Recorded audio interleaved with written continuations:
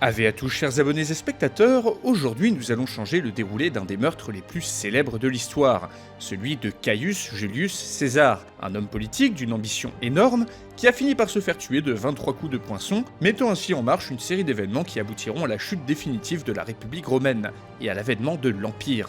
La République aurait-elle pu survivre si César n'était pas mort? Ou bien celui-ci aurait-il pu se proclamer roi? Après résumé de ce qui s'est vraiment passé, on va voir comment le monde aurait pu changer dans un univers alternatif où Jules César survit à sa tentative d'assassinat. Et ce, en compagnie de mon invité du jour, le grand, le sémillant Bataille de France, qui a réalisé une série sur cette période. Heureuse coïncidence que voilà. Mais avant, j'aimerais vous présenter le sponsor du jour, le site web de généalogie MyHeritage. Accordez-vous de l'importance à connaître vos ancêtres, comme les Romains à leur époque. Si la réponse est oui, alors vous devriez être intéressé par MyHeritage, un site web qui vous permet de construire votre propre arbre généalogique en se basant sur un nombre phénoménal de documents en tout genre.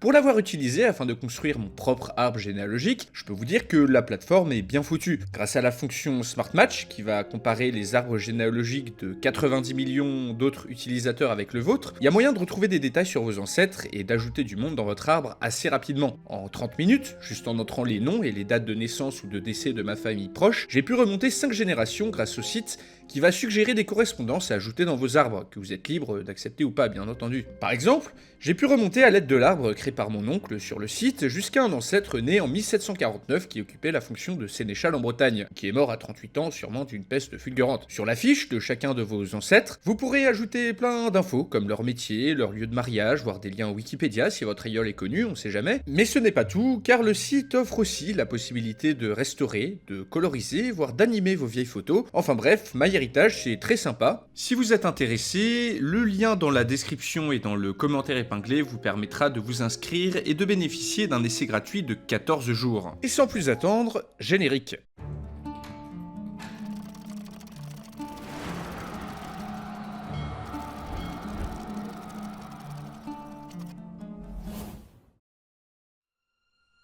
Tu quoque mi fili, c'est la phrase qu'aurait prononcée César peu avant sa mort en apercevant Marcus Junius Brutus, qu'il considérait comme son propre fils au milieu des conjurés. Et ce, juste avant de s'effondrer dans une mare de son propre sang, trahi par ceux qui l'avaient pardonné à de nombreuses reprises. Ah, c'est beau. Oh, enfin non, c'est horrible. Mais cette fin dramatique est quand même raccord avec la vie d'exception qu'a menée Jules César. Comment s'est-il retrouvé dans cette situation où des dizaines de sénateurs fébriles et luisants de sueur l'entourent sous un faux prétexte pour le massacrer à coups de poinçon? Ce qui, avouons-le, n'est pas l'arme la plus efficace du monde pour procurer une mort rapide et sans douleur. La raison principale est avant tout due à la formidable ascension politique qui a précédé sa mort. Devenu un militaire de renom après la conquête de la Gaule, César, en 52 avant Jésus-Christ, est proconsul et à la tête de plusieurs légions. Il souhaite revenir à Rome pour se présenter aux élections et accéder à la tête de l'État, à la place de Pompée, son ancien allié et désormais consul avec qui il s'est brouillé. Pour devenir consul à la place du consul, César peut compter sur le soutien du peuple et de plusieurs tribuns de la plèbe, comme par exemple Marc-Antoine, l'homme qui plus tard trouvera la mort aux côtés de Cléopâtre suite à l'assassinat de César. Seulement, à Rome, Pompée et ses soutiens au Sénat ne voient pas du tout d'un bon œil le retour de César, trop populaire, trop puissant, et vont multiplier les initiatives, soit pour le discréditer politiquement, soit pour l'attirer sans ses légions en Italie afin de le coffrer quelque part. Mais César est au courant qu'on lui en veut, et ne va pas obéir aux ordres du Sénat, ce qui lui vaut d'être déclaré ennemi du peuple par Pompée et ses alliés. Ainsi, César décide d'entrer en Italie avec ses légions pour prendre le pouvoir par la force, déclenchant ainsi une guerre civile. Après une marche vers Rome, une campagne en Espagne, en Grèce et en Égypte, où le Jules fait une connaissance approfondie avec Cléopâtre et l'installe comme reine, César écrase les derniers partisans de Pompée en Espagne, en 45 avant Jésus-Christ, et revient à Rome en vainqueur. Donc déjà, malgré une purge d'opposants suivant la guerre civile, il pardonne à pas mal de monde le Jules, et montre une mansuétude étonnante, allant même jusqu'à nommer d'anciens Pompéiens à des postes importants. Ce n'est que la première d'une série d'erreurs qui mèneront à son assassinat l'année suivante. Une de ses gaffes est l'organisation de plusieurs triomphes pour célébrer sa victoire lors de la guerre civile. Pas très malin, car les traditions romaines n'acceptent pas qu'on célèbre une victoire sur son propre peuple. Et ces triomphes sont très mal vus par un Sénat qui lui est déjà en bonne partie hostile. Ensuite, la dissolution de sa garde personnelle, comme ça. Une décision assez inexplicable quand on se met à la place de l'homme le plus puissant de Rome. Et enfin, des rumeurs persistantes voudraient qu'il se proclame roi, et qu'il rétablisse une monarchie dont le peuple ne possède pas un super bon souvenir. Bon, ces rumeurs, même si beaucoup sont propagées par ses ennemis, faut dire qu'il les cherche un peu. Déjà, César, après la guerre civile, est déclaré dictateur à vie. et dispose de facto des pleins pouvoirs. Il devient intouchable par voie légale. Le Sénat va jusqu'à lui accorder le droit de porter le titre de Liberator, d'Imperator, de s'habiller des habits de triomphe en permanence et de siéger sur un siège plaqué or. Des privilèges destinés à le rendre odieux auprès de la foule selon Plutarque, mais qu'il ne va pas refuser non plus. De plus, Marc-Antoine, dont j'ai parlé tout à l'heure, tente de poser à plusieurs reprises un diadème royal sur la tête de César, qui refuse après que la foule eut cette initiative, mais qui contribue aussi à amplifier ces rumeurs. Le Sénat est impuissant, César peut faire absolument ce qu'il veut, bref, César est roi sans emporter le titre officiel, et cela est suffisant pour engager un complot contre lui. Mais que se serait-il passé si César avait eu vent du complot? Que se serait-il passé si le dictateur à vie n'avait pas été assassiné ce jour-là? Le destin d'un seul homme aurait-il pu avoir un effet sur l'histoire d'un des plus grands empires du monde? La réponse, oui et non. C'est un peu flou, je sais, mais vous allez voir ce que je veux dire dans le scénario. Et de toute façon, je dis ce que je veux, c'est ma chaîne. Blurg, voilà, je dis ce que je veux, c'est moi qui commande. Ouais, mais c'est pas toi qui décide. Ah oui, et dans cette vidéo, des petits encadrés nommés points réalité apparaîtront de temps à autre pour faire un lien entre le scénario et la réalité. Et même que parfois, je fais des blagues dedans. Bref, assez parlé, et sans plus attendre, passons au début de ce scénario, narré par l'inénarrable Bataille de France. Au début du mois de mars 44, Jules César est nommé dictateur à vie. Maintenant qu'il a tous les pouvoirs, il peut préparer ses réformes juridiques, ses réformes politiques, sa campagne contre les Daces et sa campagne contre les Parthes. Seulement, les sénateurs voient ces projets d'un mauvais œil. Un petit groupe, qui prend le nom de Libérateur, veut attirer César à distance, faire mine de vouloir l'entretenir sur un sujet particulier, puis le poignarder jusqu'à ce que mort s'ensuive. Bref, les libérateurs sont sûrs de leur coup, César ne se doutera de rien.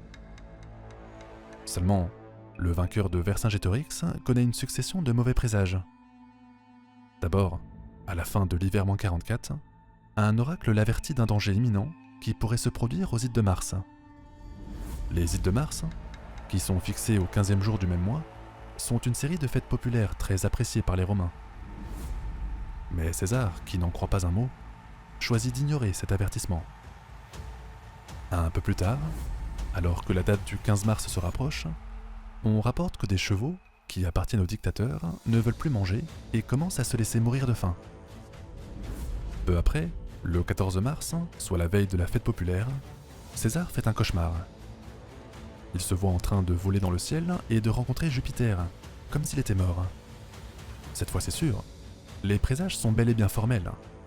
En allant aux Ides de Mars, le dictateur trouvera la mort. Hésitant et de santé fragile, César décide quand même de se montrer auprès du peuple.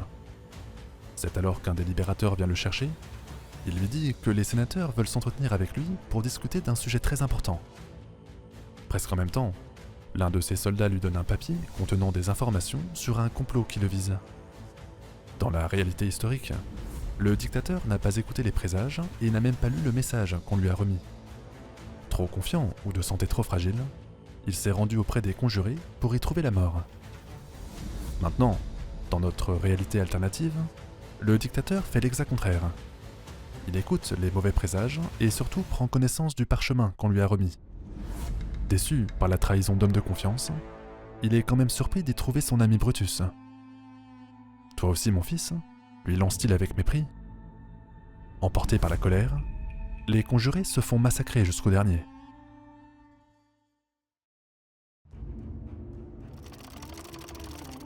Bien, nous sommes donc à Rome, en 44 avant Jésus-Christ. César a eu vent du complot et une purge immédiate et violente a suivi les Ides de Mars. Une bonne partie du Sénat part en exil, ou se fait exécuter. Les traîtres sont traqués impitoyablement, et ces derniers, impuissants, ne peuvent pas organiser de résistance armée. La Seconde Guerre civile est ainsi évitée, et César règne désormais en maître absolu. Alors, les débats sont toujours vivaces entre historiens pour savoir si César comptait se faire couronner roi, à plus ou moins long terme. Ce qui est sûr, c'est que l'émoi provoqué par ce complot raté, plus la mise sous coupe réglée de ce qu'il reste de l'opposition anti-César, lui aurait fourni une opportunité en or pour le faire.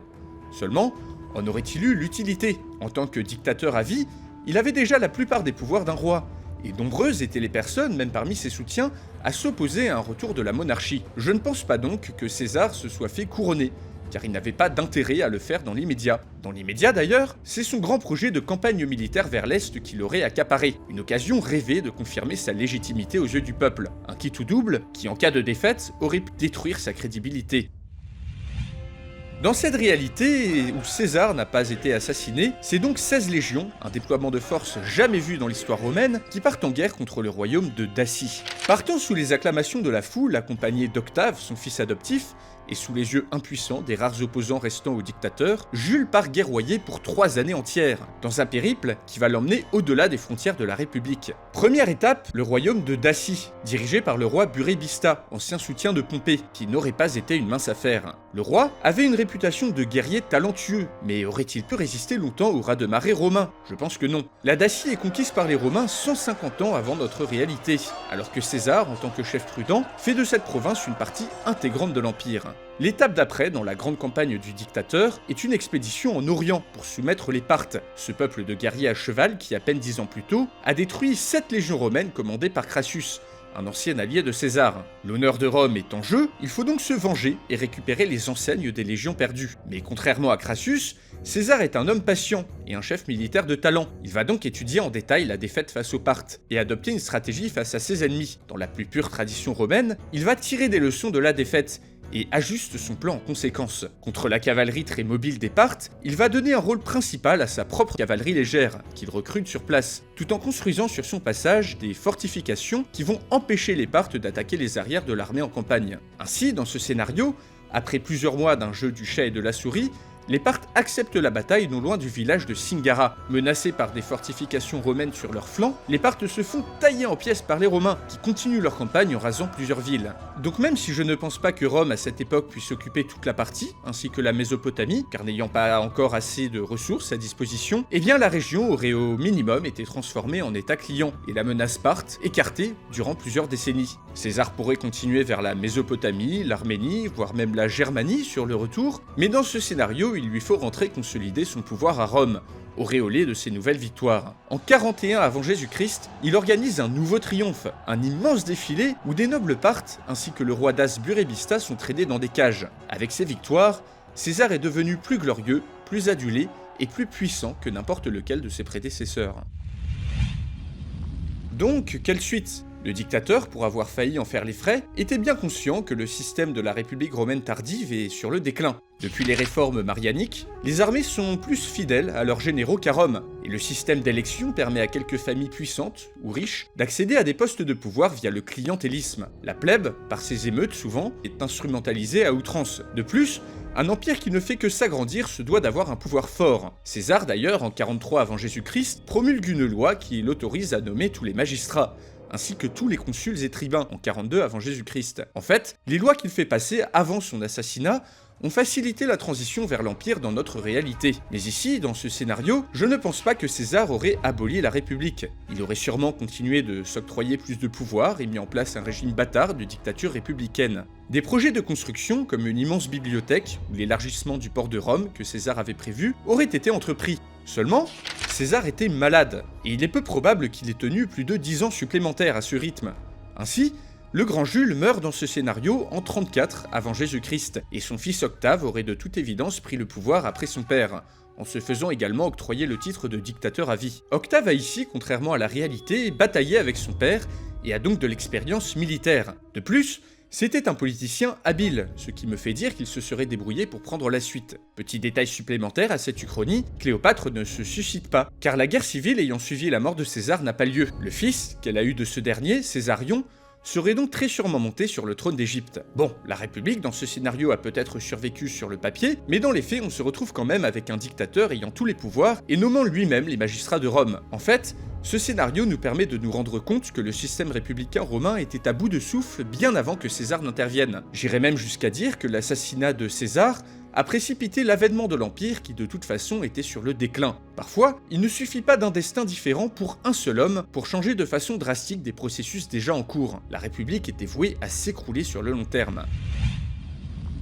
Donc, quelle suite ? Parce que là, au final, l'histoire ne change pas beaucoup, mis à part quelques conquêtes et 2-3 bâtiments en plus. Eh bien, je pourrais voir deux embranchements, le premier probable, et le second moins probable, qu'on va s'amuser à explorer. Premièrement, imaginons que le processus de destruction de la République continue. Octave, succédant à César, aurait concentré encore plus de pouvoir entre ses mains, usant de sens politique. Il aurait rendu le Sénat définitivement impuissant, pris le contrôle des armées et éliminé l'influence de la grande aristocratie républicaine. Ici, peu de changements par rapport à la réalité, si ce n'est que le titre, porté par Octave, n'aurait peut-être pas été le même. On se serait sûrement souvenu d'Octave en son nom propre, et pas sous le nom d'Auguste, comme dans la réalité. Peut-être qu'Octave aurait continué à entretenir la fiction républicaine tout au long de son règne, pour se mettre dans les pas de son illustre prédécesseur. Mais si ce n'est pas lui qui mit à bas la République, ça aurait été le dictateur à vie d'après, mettant ainsi en place, mis à part quelques détails, une histoire relativement similaire. Mais dans un second embranchement, imaginons qu'un scandale ou une campagne militaire ratée donne la possibilité à ses opposants de forcer Octave à rétablir la République telle qu'elle existait avant, avec un contre-pouvoir efficace. Il aurait fallu pour cela qu'Octave soit complètement discrédité face au peuple de Rome. Dans ce scénario, le nouveau dictateur entame une série de campagnes militaires désastreuses, qui entament son prestige. Et des mauvaises récoltes lancent une série d'émeutes populaires, encouragées par les partisans de la République, qui met totalement à bas les projets d'empire à Rome. Octave est déposé, et comme avant, le Sénat et les magistrats retrouvent leurs prérogatives. Quelle serait la suite? Eh bien, sûrement une répétition de ce qui s'est passé avant. Une concentration du pouvoir entre les mains d'une minorité fortunée, de quelques familles, des émeutes en cascade, ainsi que des guerres civiles en série. Les proconsuls ou gouverneurs de province, ne cherchant qu'à s'enrichir, auraient utilisé leurs troupes pour forcer la main du Sénat, menant à une série d'insubordinations provenant de politiques ou de généraux trop ambitieux. En fait, si Rome avait persisté à fonctionner comme avant, les fractures du système auraient fini par faire éclater la République. On peut imaginer un gouverneur ou un proconsul qui, échouant à prendre lui-même le pouvoir à Rome, décide de faire sécession. Le petit Césarion, qui dans ce scénario est devenu grand et surtout roi d'Égypte, pourrait être un des acteurs d'une autre guerre civile, car voulant venger l'héritage perdu de son père, et revendiquant pour lui-même les plus hautes fonctions de la République de par son ascendance avec César. On aurait donc eu dans cet embranchement, en quelques siècles, l'écroulement total d'un des plus grands empires d'Europe de l'Ouest, sur fond de crise aiguë du système républicain romain.